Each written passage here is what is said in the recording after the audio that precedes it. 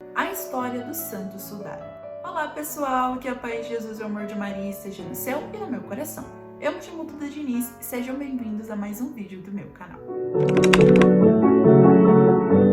Bom, no vídeo de hoje eu vim aqui contar para vocês a história do Santo Sudário, pano que envolveu o corpo de Jesus e no qual ficou a marca de seu corpo e de seu rosto. Mistério este que a própria ciência não conseguiu desvendar até hoje se é verídico ou não, mas para nós católicos é um milagre tanto. Então, se você já gostou do título do vídeo, não se esqueça de compartilhá-lo com seus amigos, de se inscrever aqui embaixo, de acionar o sininho das notificações, de deixar o seu like e também de comentar o que você quiser ver nos próximos vídeos, tá bom? Sem enrolar muito, vamos começar! Quando Jesus disse lá do alto da cruz que tudo estava consumado, José de Arimateia teve a audácia, conforme as próprias escrituras, de ir até Pilatos pedir o corpo de Cristo para que fosse continuado todo o sepultamento como era o costume deles. Os evangelhos contam que após essa licença de Pilatos, o corpo de Jesus foi entregue a José de Arimateia e através de um pano de linho foi sepultado em um sepulcro novo. São Mateus diz em seu evangelho que era um pano limpo de linho e São Lucas diz que era um lençol de linho. O que conhecemos hoje como sudário é um lençol de linho, conforme as escrituras, de tecido firme e forte, de cor sépia e de grandes dimensões, entre 4,36 metros de comprimento por 1,10 metros de largura, que traz milagrosamente estampada de frente e de costas em tamanho natural a figura de um homem de barba com idade calculada entre 30 e 35 anos, que tinha aproximadamente 1,80 de altura e que pesava mais ou menos 80 quilos, que havia sido torturado, flagelado e crucificado. Este pano é conservado há mais de 4 séculos na cidade italiana de Turim. Um lenço que era usado para enxugar o suor do rosto era denominado assim, como sudário, mas com o tempo essa terminologia passou a ser utilizada para designar os panos ou as mortalhas que envolviam os cadáveres. Com o mesmo significado vem do grego a palavra sidon, que significa o estudo do sudário. Desde que o momento em que José de Arimateia saiu às pressas para conseguir um lençol que envolveu o corpo de Cristo, essa história atravessa séculos com muitas dúvidas. Essa incógnita é muito grande até hoje, tanto que a ciência atual, a ciência moderna, também não conseguiu explicar isso daí definitivamente não. Foi um longo período de idas e vindas, de desaparecimentos e aparecimentos deste santo sudário desde o ano 30 até o ano de 1356, quando ele finalmente foi entregue. O homem que entregou o santo sudário se chamava Godofredo de Charny I, e ele o entregou aos cônegos de Liren, na França. E a partir daí a história do santo sudário é bem conhecida, e ela é devidamente documentada nos dias de hoje. Em 1356, Godofredo, que era um cavaleiro cruzado, entrega aos cônegos de Liren o santo sudário que estava com ele por pelo menos 3 anos. Porém, é difícil saber como é que o santo sudário chegou lá na França, porque Godofredo nunca revelou por que ele estava com o sudário. Porém, existem algumas hipóteses. Muitos historiadores acreditam que esse sudário chegou nas mãos de Godofredo na época em que Constantinopla foi atacada pelos bizantinos. Em 1390 foram realizadas e prescritas 2 bulas que falavam sobre o santo sudário, sendo editadas pelo antipapa Clemente VII. Não se ouviu mais falar do santo sudário até o ano de 1418, quando Humberto, conde de La Roche, que se casou com uma mulher chamada Margarida de Charny, recebeu o santo sudário dos cônegos de Liren para guardá-lo por um certo período em que ocorriam algumas guerras e desordens. Contudo, o conde de La Roche veio a falecer sem ter devolvido o santo sudário aos cônegos de Liren, e por isso, alguns anos mais tarde, a neta dele teve que pagar o preço. No dia 8 de maio de 1443, Margarida Charny, que era o nome da neta dele, foi intimada pelo Cícero a devolver o sudário depois de ter alegado que era uma herança de seu avô. No ano de 1453, no dia 22 de março, Margarida acaba entregando o sudário à mulher do duque Ludovico de Saboia, chamada de Ana de Lusignano. No ano de 1457, no dia 30 de maio, Margarida acabou sendo excomungada pelo Tribunal Eclesiástico de Besançon e acabou falecendo no dia 7 de outubro de 1459. No dia 6 de fevereiro de 1464, Ludovico, que estava na posse do santo sudário, se nega a restituí-lo, se nega a fazer uma reconstrução na relíquia. Esse pedido foi feito pelos cônegos de Liren, que diziam que eles eram os proprietários do lençol, mas o Ludovico não estava muito afim não e não fez. Em 1502, o sudário acabou sendo levado à Sacra Capela do Castelo, em Charbury, especialmente construída para ele mesmo.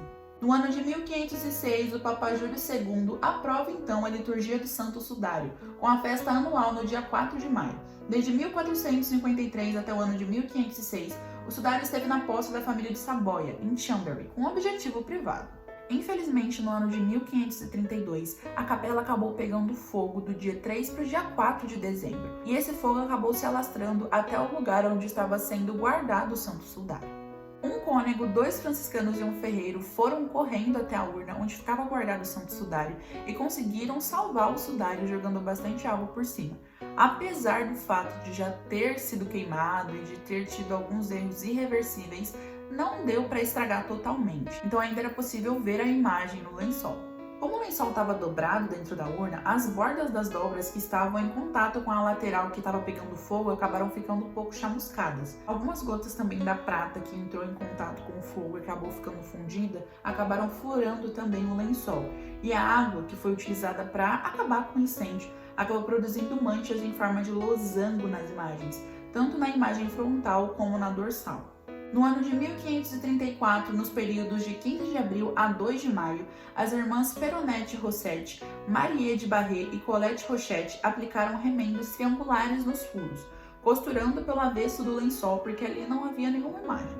Em 1535, por motivos de guerra mesmo, o sudário acabou dando uma passeada pela Itália e pela França. Apesar de ter passado por algumas cidades, no final das contas ele retornou para Vercelli, que era uma das cidades que ele havia passado e depois ele acabou voltando de novo. Em 1561, o sudário voltou para sua cidade natal, que era Chambéry. Porém, em 1578, no dia 8 de outubro, ele foi transladado para a Catedral de Turim, por uma questão de bondade e de caridade do cardeal da época, do bispo da época, que queria mesmo que ele ficasse lá.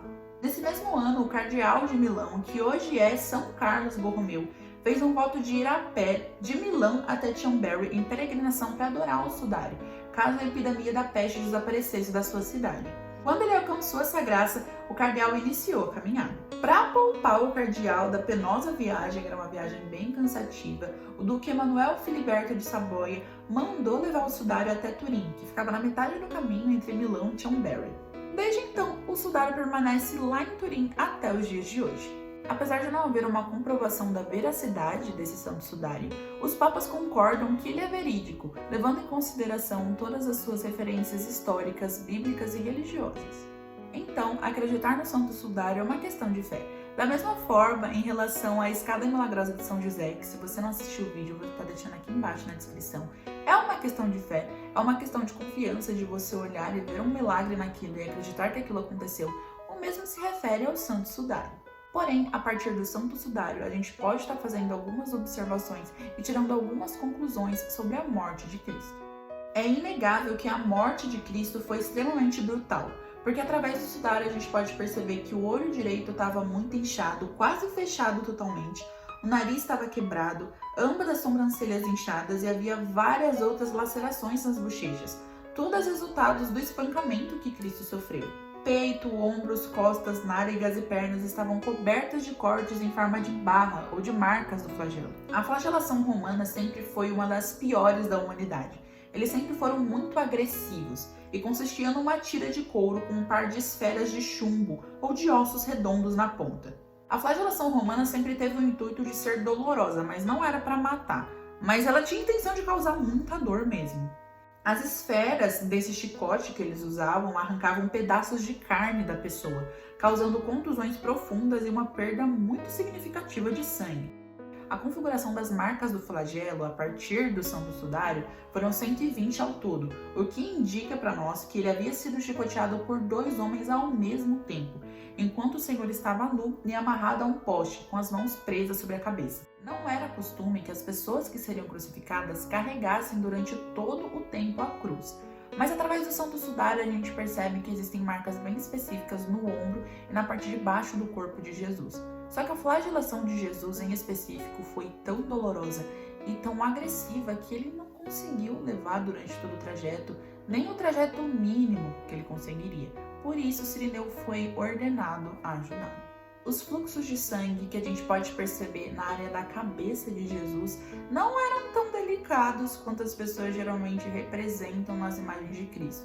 era mais como um chapéu mesmo, que foi literalmente enfiado na cabeça de Cristo, e para que ele fosse encaixado, foi batido com uma vara. Então, literalmente, era uma coroa de espinhos que ficava encaixada na cabeça dele, com todos os espinhos perfurando a cabeça dele. Então não era tão delicadinho quanto muitas vezes é retratado nas imagens.